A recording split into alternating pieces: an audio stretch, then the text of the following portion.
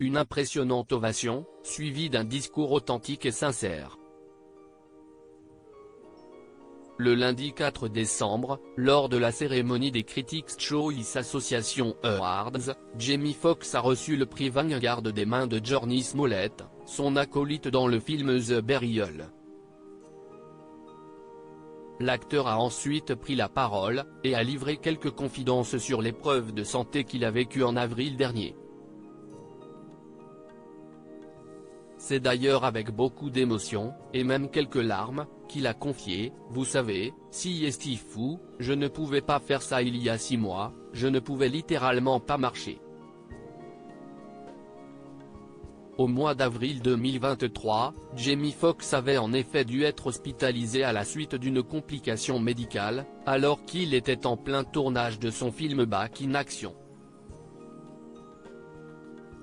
Si certains fans avaient émis des hypothèses parfois farfelues au sujet de ce qu'avait subi l'acteur de 55 ans, ce dernier a toutefois profité de cette occasion pour rétablir la vérité. « Je ne suis pas un clone, je sais que beaucoup de gens disaient que j'avais été cloné », a-t-il plaisanté, avant de remercier chaleureusement son entourage et ses fans pour leur soutien pendant cette période difficile. «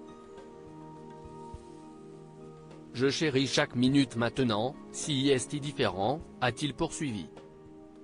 « Je ne souhaiterais pas ce que j'ai vécu à mon pire ennemi parce que si c'est difficile quand on sent la fin arriver, quand on voit la lumière au bout du tunnel.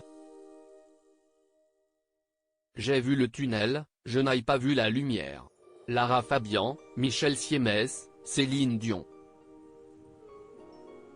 Les stars qui ont brisé le tabou de la maladie en 2022. Jamie Foxx, après son hospitalisation, il garde un discours d'espoir. Cette apparition marquait également la première déclaration publique de Jamie Foxx depuis son hospitalisation.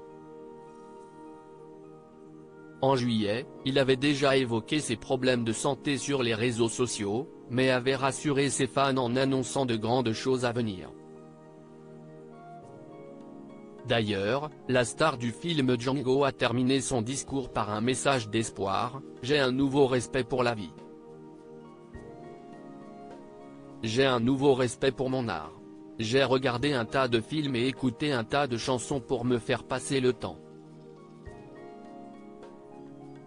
Et ce qui en est sorti, si n'abandonne pas ton art, mec, n'abandonne pas. » Crédit photo, agence.